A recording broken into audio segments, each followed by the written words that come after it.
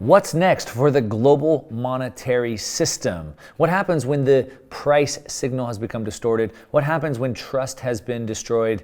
And if they've been able to fix it over and over and over the last several decades, why can't they fix it again right now? These are all really good questions that we are going to discuss with my next guest, one of my good friends. I'm talking about Joe Brown from Heresy Financial. He has a knack for taking some very complex subjects and making them very easy to understand. We're going to talk about this new monetary system that we're going into. We're going to talk about this printing of money and how we've been able to hide it because of globalization. But what happens as that unwinds? We're going to talk about everybody's favorite subject, inflation versus deflation. We're going to talk about this information of system and prices. We'll talk about how money is actually a measurement of wealth, but what happens when that measurement gets messed up. We'll talk about the velocity of money and ultimately what the end game is. Joe Brown, if you haven't heard him before, you do not want to miss this. And also, by the way, he is going to be speaking at my upcoming conference next month. I'm talking about marketdisruptorslive.com. I have some heavy hitter speakers coming. I'm talking about Luke Grauman, George Gammon, Harry Dent, Daniel DiMartino Booth, Robert Breedlove, of course, Joe Brown, on and on and on. There's a link down below, marketdisruptorslive.com. Come hang out with us, shake our hand, have a drink with us, even have a chance to have dinner, sit down with us and have dinner. You don't want to miss this event, marketdisruptorslive.com. Let's go ahead and just jump right into the interview with Joe Brown right now. Hey, Joe, welcome back to the show another time. Always a pleasure to have you. So thanks for joining. Yeah, absolutely. Thanks for having me, Mark. We've obviously talked many times offline. I always enjoy our conversations. We've spent too long talking offline before we just hit the record button. always seems to happen. But yeah, thanks for jumping back on. I love talking to you because you have this, you have like a real common sense approach to like these macroeconomics and, from an Austrian lens, which seemed like maybe it didn't matter as much in the years past, where like these economists could come up with these crazy PhD visions of financial engineering, and they thought maybe they had it figured out, right? This perpetual energy machine. And now all of a sudden it's almost like reality is smacking everybody in the face. Would you say that? Yeah, 100%. And so part of the reason for that is because these things take time to unfold. They don't happen all at once. If you go back and you study, if you read books about the collapse of the Weimar Republic in Germany, you read one book and it seems like everything happened so fast. You don't realize this was a very long period of time that's being documented here. And so that's the first thing. The second thing is that, we asked the question of, hey, they've done all of these things before. Why can't they keep on doing it? Why can't we just keep on kicking the can down the road in perpetuity? And the answer to that is because of escalation.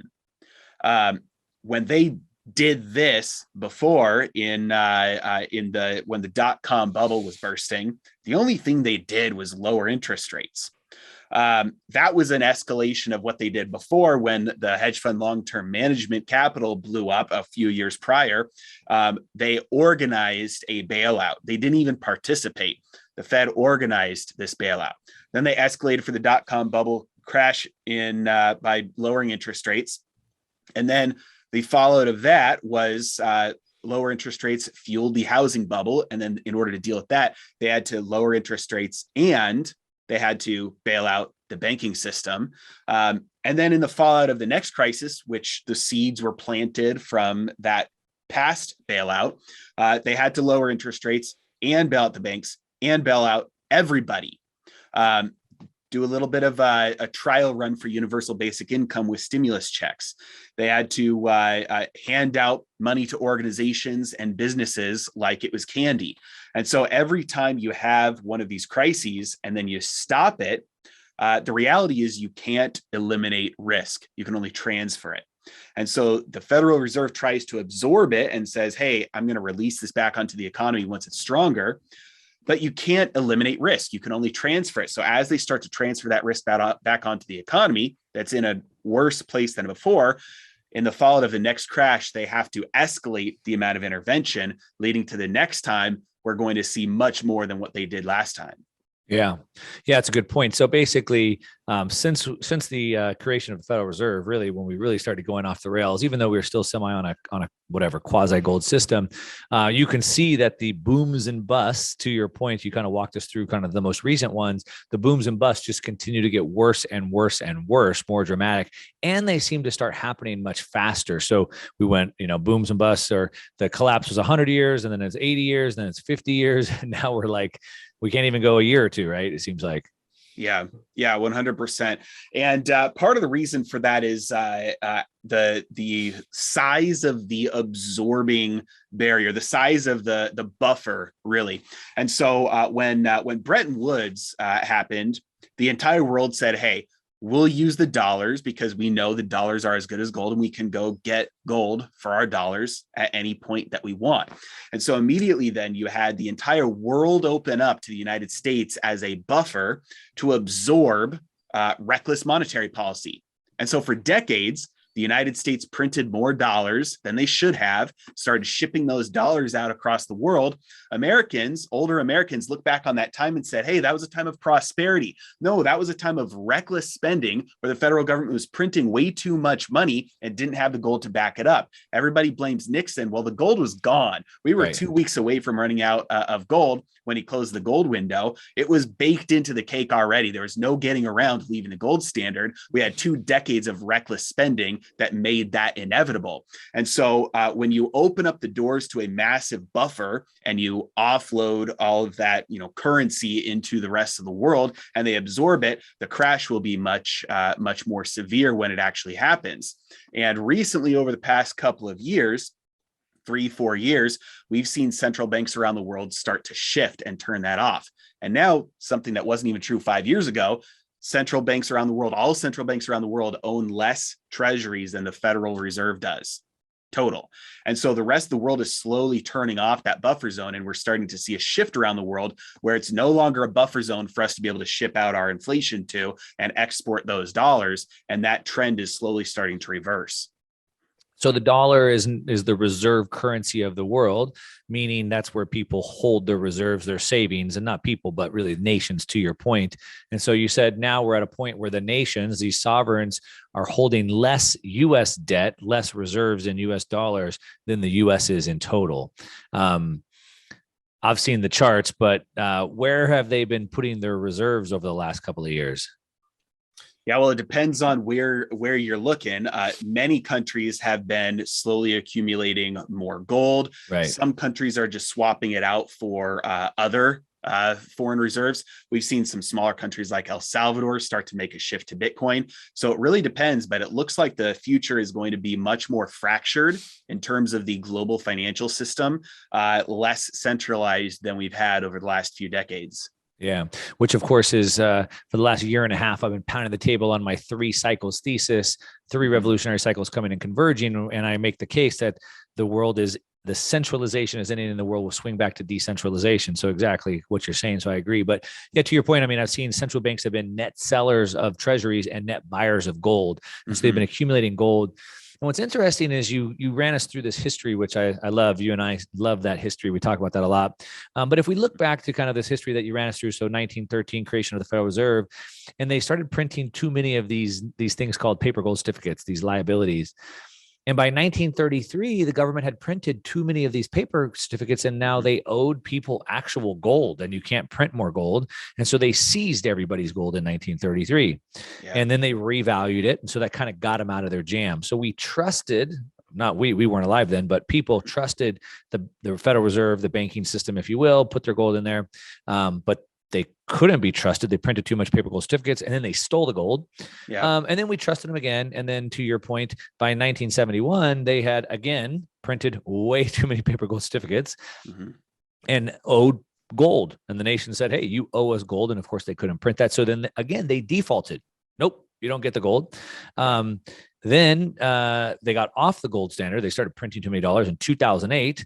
They went into this crazy, QE system where they printed all this crazy money and sent the world into this, tailspin. And then more recently, 2020, right, then printed whatever, 35, 40% of the money supply to get us out of the war. So we trusted them again. But then more recently, in Canada, the whole world was just put on notice that your money in the bank is not safe. It's not your money. Yeah. And the Canadians trusted their banking system. And then a lot of people got kicked out of the financial system. And then finally, Russia. So there's 3 global superpowers with nukes, one of them being Russia, and they got their bank accounts seized. Yeah. And so the whole world just got put on notice that we can't trust, and that's the key word, trust. Like we can't trust our money in this financial system because it can just be seized at any time. Yeah. Is that, I mean, that's the way I see it. Like trust just continues to get killed over and over. And I think we've just had the final death blow to trust, it seems like. It seems like that it at the very least will be the turning point. And regardless of how any country on earth right now feels about what's going on between Russia and Ukraine and the United States and the rest of the world, regardless of how anybody feels, let's say a country is looking at this and saying, hey, I think it's a good thing that these sanctions have been placed on Russia and that they can't access their dollars. At the same time, that same country is thinking to themselves, I don't want to be subject to that myself in the future. If anything were to happen, maybe, I, as a sovereign nation, I'm not planning on invading my neighbor, but what if the United States changes the rules and now something else that I'm doing violates their rules and I can't access my dollars? So we're seeing around the world a big, a shift in thinking of where countries and corporations and individuals are looking and seeing, hey, if it's whose name is printed on that money, if it's the United States government, it's not mine at the end of the day. I can only use it at the express will and permission of the United States government. And Russia's loss of access to their reserves is 100% a giant red flag to storing dollars and storing treasuries, especially to a country like China, who has a large amount of wealth in treasuries still, and is looking in. They've got plans. They've expressed verbally, publicly plans for their domination of the Eastern Hemisphere. And they're looking at this and saying, okay, well, now we know what we need to do in order to make our plans happen. We need to not have as much exposure to the dollar. And so this is looking more and more like it's a turning point where anybody who has any control will start to get rid of dollars and treasuries and start to substitute it for money that other people can't control. Yeah. And it's even worse than that even. So we've been, for the last, 80 years, moving to this kind of fiat monetary system. Zoltan Pozsar calls it this inside money, really, over the last 50 years. And so if you look at Russia, they've been de-dollarizing. They've been de-dollarizing for a long time. They've been dumping dollars. They've been increasing gold. And the money they got seized in their FX accounts wasn't just dollars. They held a bunch of currencies, but they got completely taken out of the FX system. So it wasn't just, hey, we can't trust dollars. It's like, hey, we can't trust the entire system. Before we were recording, you were talking about a TikTok video. We'll jump into that in a minute, but you're talking about the information system, like money as a payments information system, or money as the US dollar is a payment network, really, right? It's a way to move money around the world. And so it wasn't just US dollars, it was they can't trust the payment network. And then I've been thinking that maybe this end goal, and I don't know if you've seen this, but this end goal is to get us into the central bank digital currency, which solves their information problem, but it's also a surveillance tool. And that maybe they'd want to compress this banking stack where for now they want us to have accounts with the Fed, but eventually maybe we have accounts with the IMF and just digital SDRs. But they also took Russia's SDRs. So not only did they assassinate the trust in the FX system, but also in the SDR system. Yeah. Yeah, it's so severe that it looks like, tinfoil hat time. It looks like it might be one of those things where this is intentional in order to expose the true fragility in the global fiat monetary system. Yeah. And especially given the financial strength of, the ruble's back up to where it was before. As it's completely recovered. Their debt to GDP is one of the best in the world. I think like 17, 18, 19%. And so their preparation for something like this looks as if it was potentially intentional in order to expose how fragile the global fiat monetary system is. Yeah. And revert to something that does have less reliance on trust, especially when the incentive for the person you have to trust is to violate that trust. Yeah. Yeah.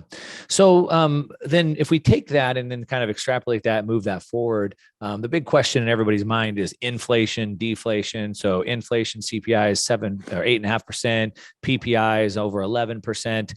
Will we continue to have inflation or deflation? I know you've been posting about that on your Twitter, about used cars coming down, et cetera. But before we dive into that, if we look at it from a higher level, right? So for the last at least 80 years since Bretton Woods Agreement, the world has been globalizing, right? We've been building supply chains, just-in-time supply chains around the world.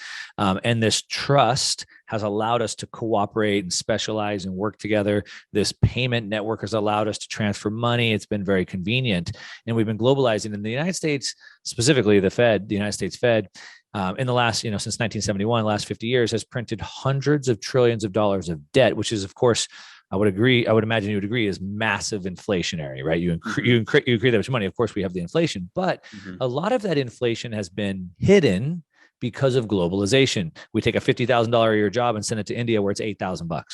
We take a $100 product and build it overseas, is now it's $8. And so as we've had this massive inflationary pressure or force because of the money printing, we've had this deflationary because of globalization. But now in a situation where we're at today, where trust has been killed, Larry Fink, the CEO of BlackRock, said this is the end of globalization, which I would agree. My thesis has been saying that. If we end globalization and we end supply chains, and instead of just-in-time supply chains, we go to just-in-case, like, oh, I better stockpile just so I have it. And now we don't trust each other. We don't have the payment network. We start de-globalizing. That's going to be massively inflationary, I would imagine. To see if I'm asking if you would agree, and if so, how can we continue printing money in a deflationary or inflationary move of deglobalization?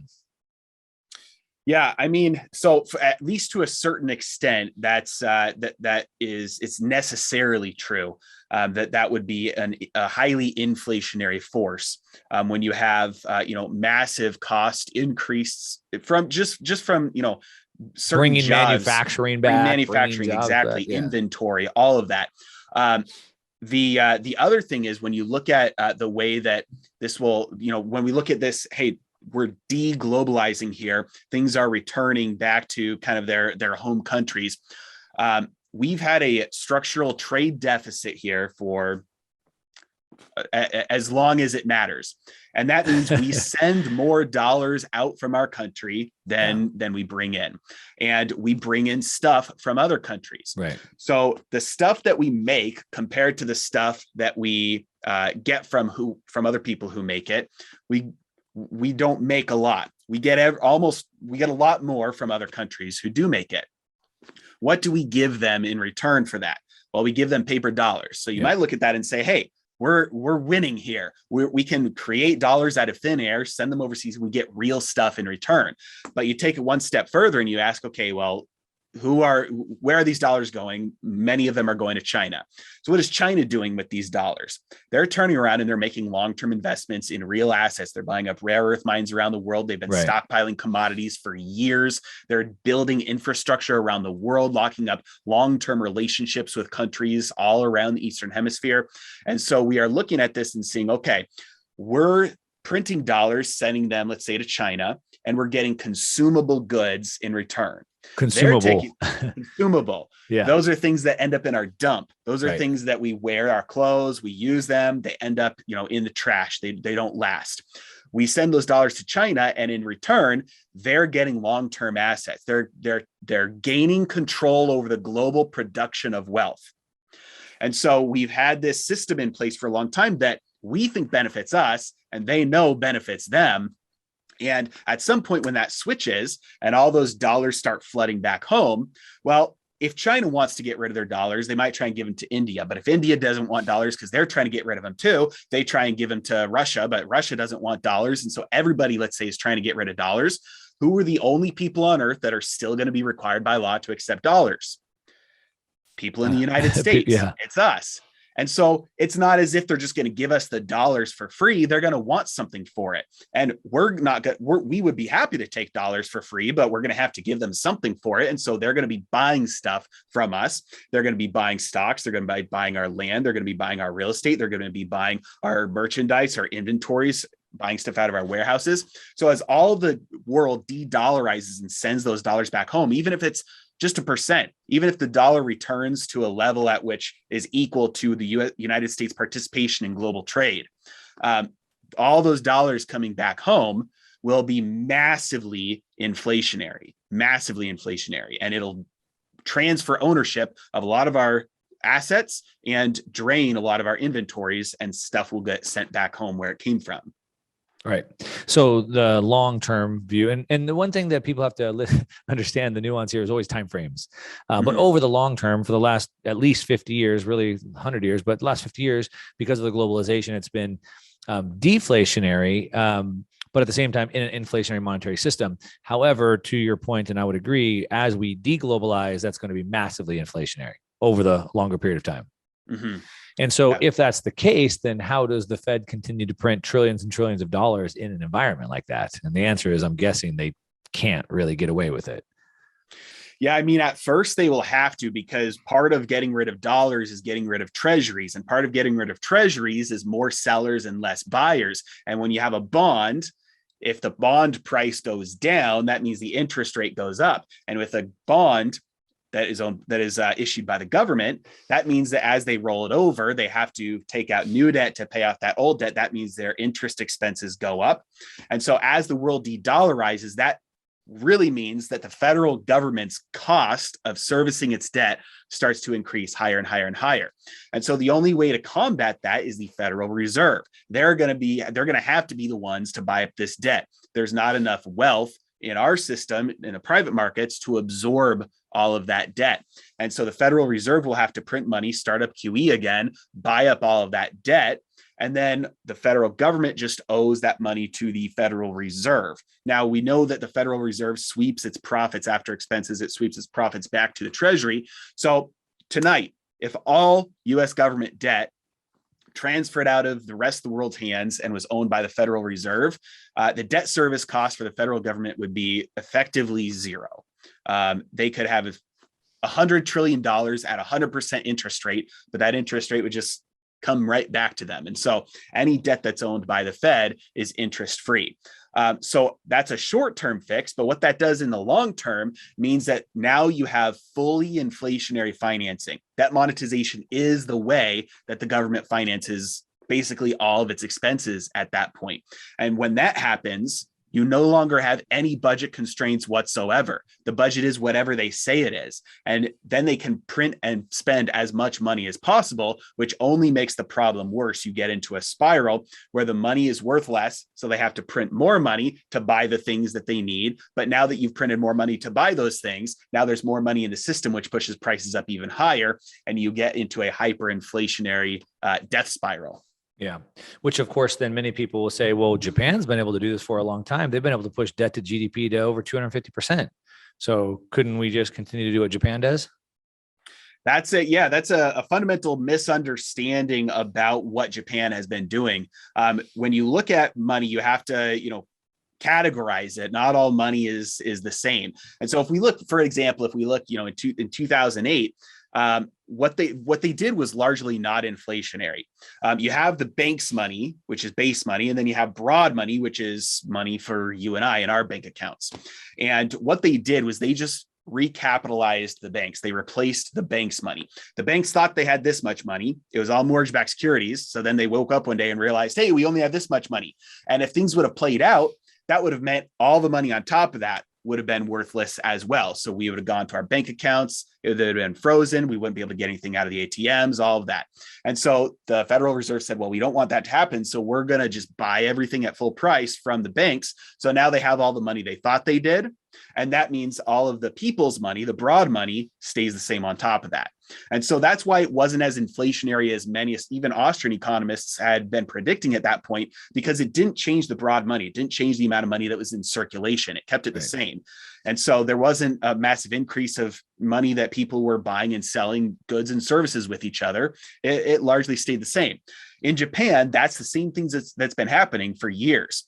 The government, the central bank there has been increasing the base money supply. It hasn't translated to an increase in the broad money supply, mainly because their culture is very different than ours. They've been deleveraging for years. The private sector has been paying off debt and saving for this entire time. That's the culture. And so you have a deflationary force of the entire culture saving and paying off debt against the central bank trying to cause inflation, has led to a broad money supply growth that has been well under the broad money supply growth in the United States over the last 20 years. The United States has been about 6% on average. They've had about 3 to 4% on average. So the narrative there is different than reality. Yeah. And you also have a situation where Japan actually makes real things and they export real things. And so not just dollars, right? So then they kind of have this trade balance that also, I think, helps that as well. Exactly. Yeah. So we have this situation where, we've gone through the history and the Fed just keeps blowing us up from bubble to bubble to bubble, and it continues to print more and more money, more and more debt. I think each time it happens, we get closer to the end. But man, it seems like we've gotten pretty close to the edge here, specifically because the entire world is switching off of that inside money, that kind of fiat FX reserve type system that we have. If we go back and then we take a look at that a little bit bigger, it always inevitably fails because it won't work. That's kind of where we started. And so it works for a short period of time. And a lot of us, we only see a short period of time, just our lives, whether that's, 40, 50 years we're paying attention to or whatever.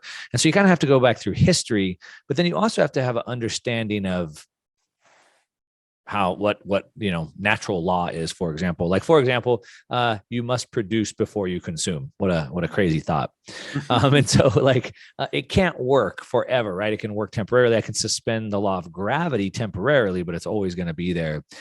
So we talked about, so going back to that TikTok video, we were talking about this information system of prices, I think was kind of the lesson in that. Why don't you go ahead and tell us about that again for the viewers?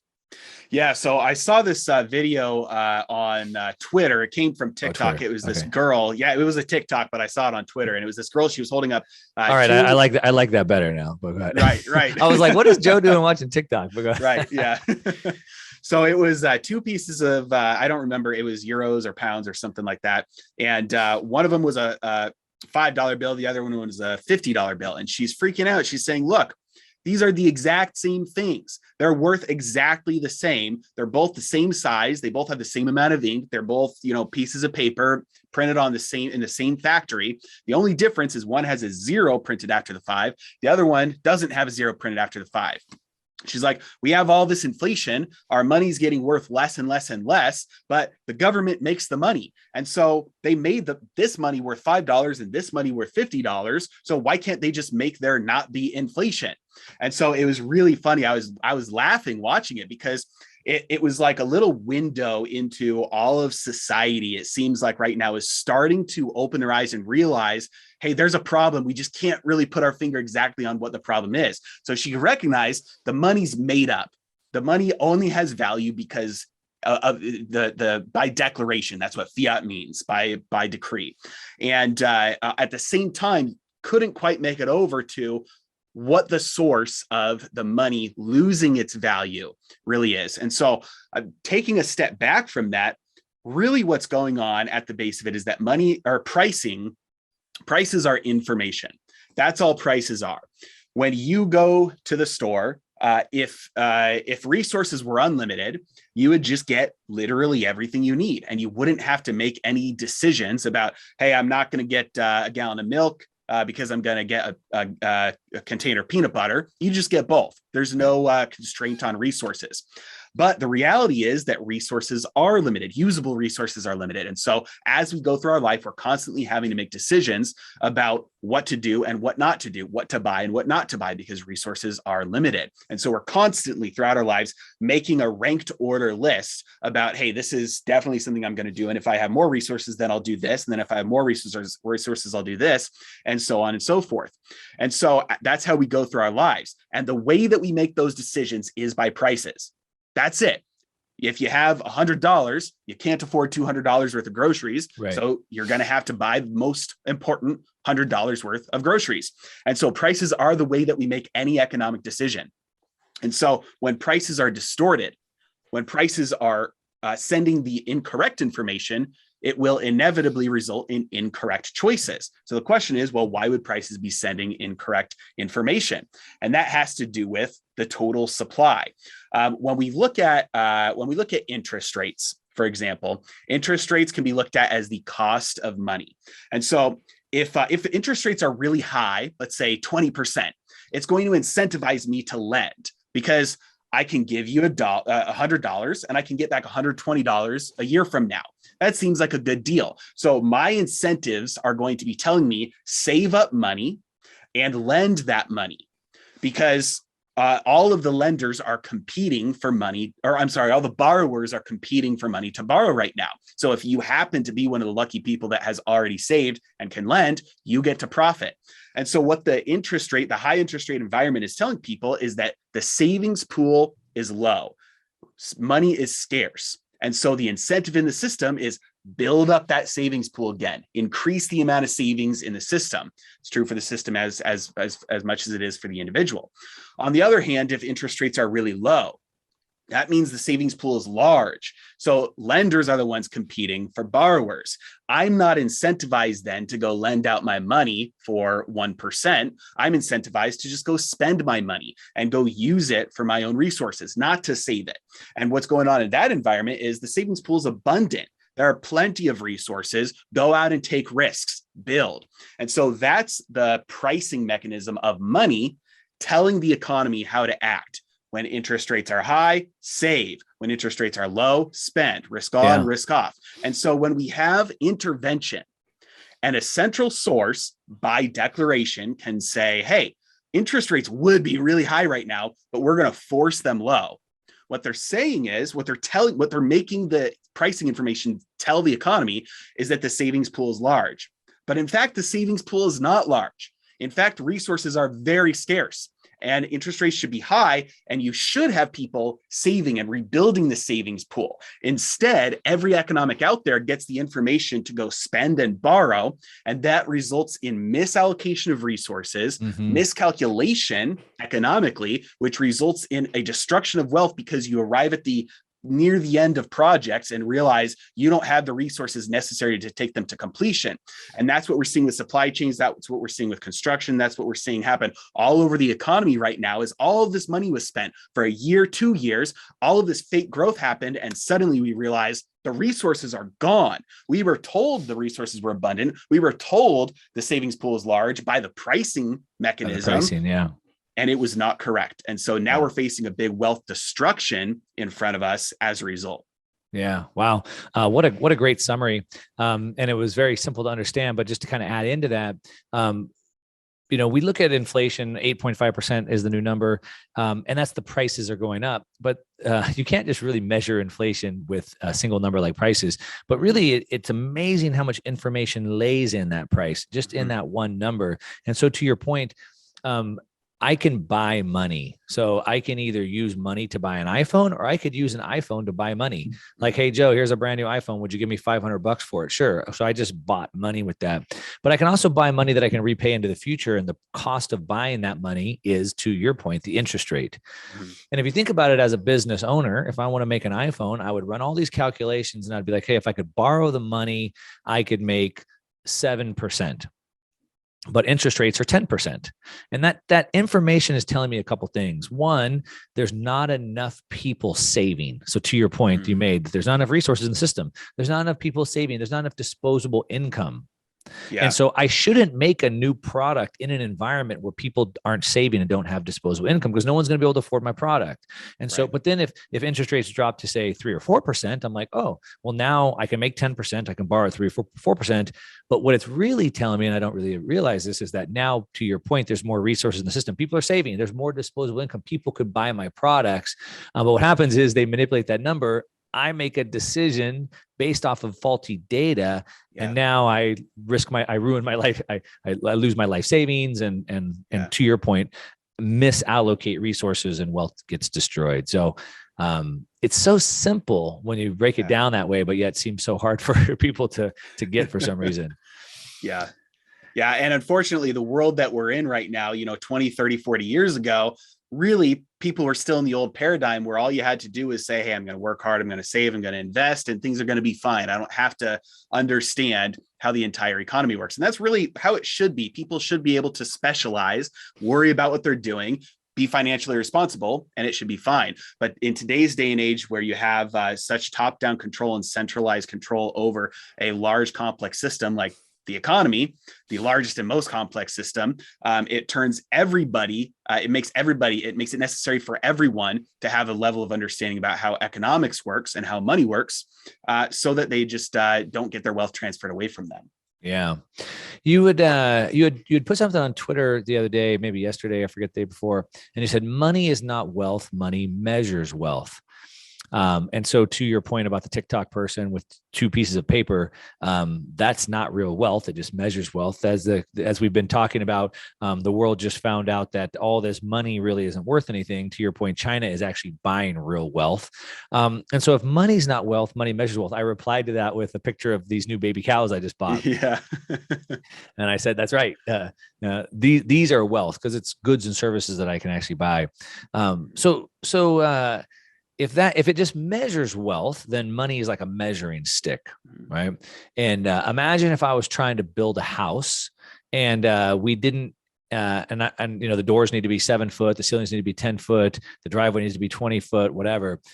But people were out there with a measuring tape, but it was like elastic. Right. Like, what kind of house are we going to end up with, right? That's kind of like the world that we have today. The measuring stick is like elastic or something. Yeah, exactly. Yeah. So looking at it from the lens of like a measuring tape, it would be as if the measuring stick was pretty constantly increasing at a relatively predictable rate. And so as you're building the house, you have some errors, but for the most part, you're building a house that you might be able to live in. And then suddenly overnight, the every inch becomes the size of what was 3/4 of an inch. And so in order to get 10 feet, now you have to have it say 15 feet. And that happens instantly. And so now everybody's scrambling to make these adjustments because you still had people building with 10 feet. And then you realize, oh no, we need to change it to 11 feet. Oh no, 12 feet. Oh no, 13 feet. And then you get 2 years into that project and realize all along you should have been building with 15 feet instead of 10. You have these massive errors in how you built the house. It's not going to stand. And that's why even like talk about ideal versus better. An ideal system would be one where the money supply can't change, but a better system would be one where the money supply is just increasing at a constant rate, which is something like, the fake libertarian Milton Friedman advocated for, like, hey, we should just have the money supply increase at a fairly constant rate, at least so that it's predictable. Well, I might push back on that one a little bit, Joe. I know you're an Austrian, and Mises said that in economics, there's no such thing as a constant. And so if we're using gold to measure, which has been that measuring stick forever, and so there is no constant with gold. If gold jumped to $10,000 an ounce, more people would go mine gold, and we'd have more gold coming in. If we use oil, there's more oil, there's less oil, it's being destroyed. We're finding more, on and on and on. So he was right at that time. There was no such thing as a constant. However, we do have something constant today. Bitcoin has 21 million. And if you look at it, you have basically money is not wealth. It measures wealth. So wealth is all the goods and services of the world. And so we take all those goods and services divided by all the money that we have. Mm-hmm. But when we continue to increase the money supply, then the cost of those goods and services go up. However, if we had a fixed monetary supply and we increased the goods and services, then the value would accrue in the money. Yeah. And Yeah, so exactly. I had my 13-year-old daughter, I had her on the radio with me yesterday. And I asked her, I said, hey, you're a pretty good saver. I know you have some money in your wallet that I keep in my safe at home. I said, just tell me, would you rather that money that you have saved up, would you rather it have you buy you more goods and services in the future or less? And what do you think her answer was? Probably more. Probably more, right? And so, like, if we had a fixed money supply, but we continue to increase more goods and services, then our money that we have saved, our savings, our retirement savings would buy us more goods and services in the future and less. And so theoretically, our lives should be getting easier and not harder. So let's say in 1970, a cup of coffee was 10 cents, but today it should be cheaper and easier and faster to get a coffee bean from Costa Rica to my cup. So that cup of coffee should have gone from 10 cents to 2 cents. Instead, a cup of coffee is like $4. Yeah. Yeah, absolutely. And that's why, I said, even like, let's just disregard the ideal and shoot for, and just say what would be better. Sure. The At least ideal is a predictable system, right? Right. The ideal is a system where you have a money supply that doesn't change.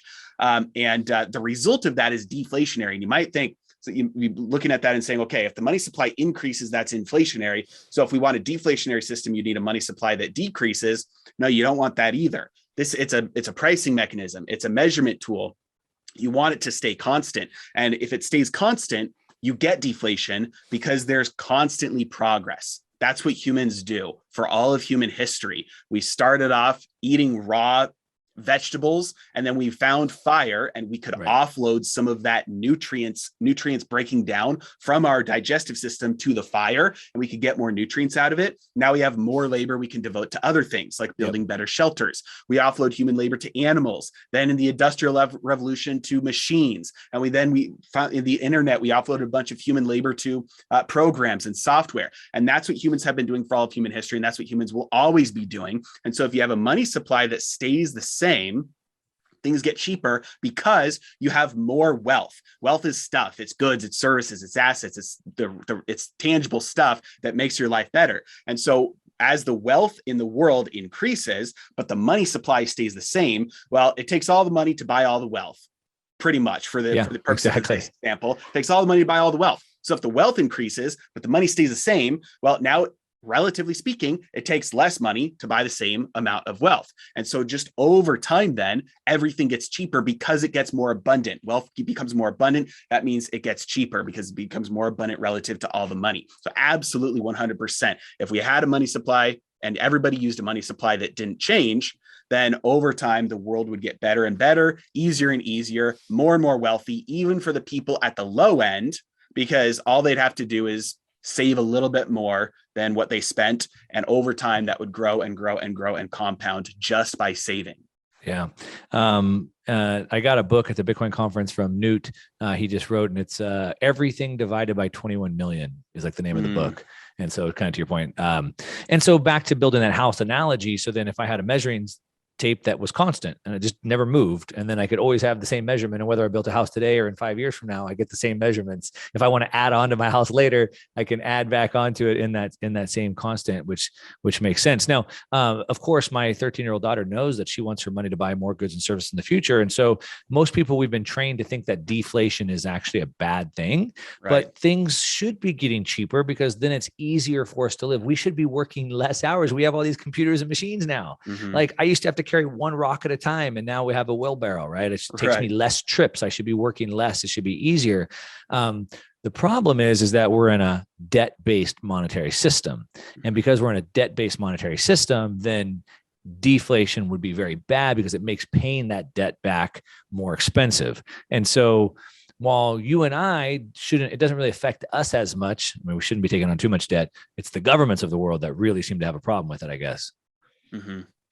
Yeah, and on that same note, when you look at the problems from deflation, you look at, hey, these are all the things that people say are bad that could happen if we start to get deflation. One of the problems is the denomination problem. If everything keeps on getting cheaper, you need smaller and smaller denominations. And that's one of the reasons that led to centralization of gold. But things get cheaper and cheaper over time. And so you need not only a money supply that's fixed, but one that is infinitely divisible, AKA, maybe software, maybe a program. Yeah. And then the other problem that comes up is people say, okay, well, what about money hoarders? You have the ability of somebody then to just slowly accumulate wealth or money and keep it out of the system and hoard that wealth, be like Ebenezer Scrooge to the world. But if you take a step back and realize what money is, what did we just experience over the last 2.5 years? The money supply increased drastically, and that reduced the purchasing power of everybody. Prices went up. So if the opposite happens, if the Federal Reserve had decided to take money out of the system and cut the money supply in half, the opposite would have happened. Prices would have plummeted. If somebody doesn't own a home and then the price of the home crashes and now they can afford to buy a home, that's a good thing for them. So in a system where prices are coming down, the savers are the ones who are able to accumulate resources. And so in a system, if somebody is hoarding money, they're keeping that money out of circulation. As long as that money is out of circulation, the purchasing power of the rest of the system is increased. And so in a deflationary monetary system, the miser, the money hoarder, is providing a service to society by keeping everybody else's purchasing power artificially inflated. They are essentially giving the world goods and services and assets and contributing wealth to the world and not pulling wealth back out. They're keeping the right to pull that wealth back out for themselves by hoarding that money, but they're not actually exercising that right. So they're providing free wealth to the world. So it flips the whole script on its head, that the money hoarders in a deflationary system are actually providing a very valuable service and helping everybody, not hurting everybody. Yeah, it's a great point. If you look at with Bitcoin, lots of Bitcoin has been lost, will never be recovered. Some estimates say maybe there's 17, 18 million instead of the 21 million because so much has been lost. And we talk about it every time somebody loses some, they're giving back to everybody else, to your point, because they're taking it off the market. So everybody else's goes up in value. And then if you look at just cryptocurrencies in general, all these other, 15,000 other cryptocurrencies, they've all tried to game or engineer the same thing. And so they're trying to create some sort of a mechanism that causes you to lock it up, some sort of staking or some sort of rewards if you'll take it off the market and lock it up, trying to engineer the same thing that's already happening automatically, which is pretty interesting. The other thing, back to the question, so the point that you made, and actually Scrooge, I made the same case in this new book that I just wrote called The Uncommunist Manifesto. I took the Communist Manifesto, the same basic book, same 4 chapters, same context, and just flipped it upside down. And it's the Uncommunist Manifesto. And I make the case that even in that, there's always a cost. There's always an economic cost. So if I want to be Scrooge, then one, there's going to be an economic cost of me losing friends and family. I'm going to be the Scrooge. Nobody's going to want to be with me. That's going to cause me economic cost. But eventually I'm going to die. And eventually that money is going to go back to somebody. Eventually it gets recycled back. The other thing that I would say is that if I can just hold my money and it goes up in value, that's great. But I'm still going to want to take vacations. I still need food. I'm still going to need clothes. And so the way that we'll get that money from those people is by providing a valuable good or service. Who would have ever imagined? And so to your point, it's not a bad thing. It's actually a good thing for everybody else, but it eventually does get recycled back to everybody else one way or another. So it's a good point on that. Yeah. One more thing that, so at the Bitcoin conference last week, I was on a macro panel with Preston Pish and Jeff Booth and Jeff Ross. It was pretty cool. And I was talking about how trust has been lost, similar to what we just talked about here. And I was talking about Zoltan Pozsar, and he's been writing a lot of papers recently about how the new monetary system is being reborn, stuff we've talked about, end of globalization, back to kind of a commodity-based money. I just finished recently reading Ray Dalio's new book, New Monetary World Order, whatever it's called. Great book, amazing book. I mean, the amount of research that he put into this book is amazing. I highly recommend it for everybody. But one thing that they're both missing which is what I talk about in my 3 cycles. 3 cycles is 1, political revolution cycles, 2, financial revolution cycles, but the third being technological revolution cycles. Neither Dalio nor Posar talk about technology and how it's affecting things. And if we go back through thousands of years of history, it's always technology that changes the world more than anything. And so in this macro panel that we were doing, we started kind of on the lower end of macro, talking about yield curve, yield curve inversion and yield curve control. And then we kind of went up a little bit higher.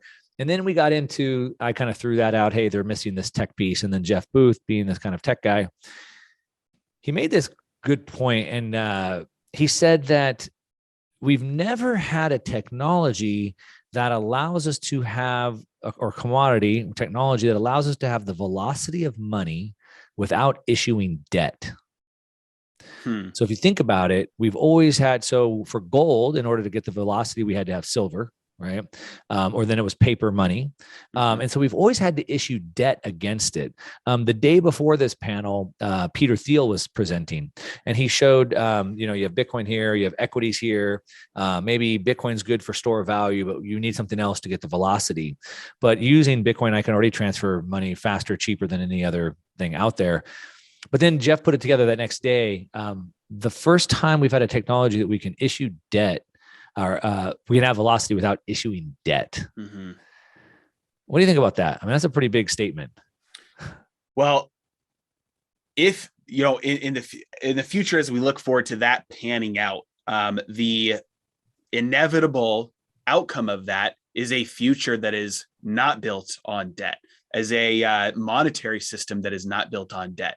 And what that means, when you look at what debt is, it's really, all it is leverage. And the only thing that leverages is borrowing purchasing power from the future. Yep. That's it, whether it's an individual or a system.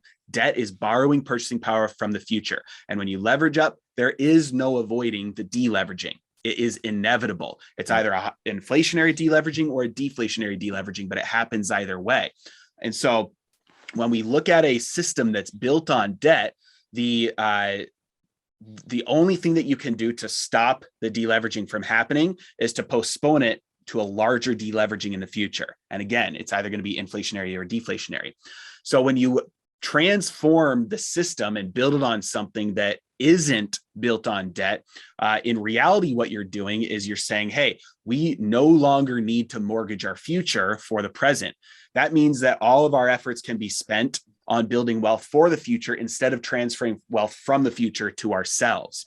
And so it really changes the time preference of societies. Seyfuddin Ammous talks about this a lot in his books, and really allows people to focus on the longest term possible mentality, the most wealth creation possible, the most good, serving society the most, instead of the short-term mentality of, hey, we're all screwed, so I'm going to just live for the moment. It turns from, YOLO into, looking 100 years from now and saying, what am I building that's going to last for generations, rather than how much wealth can I steal from my future generations? Yeah.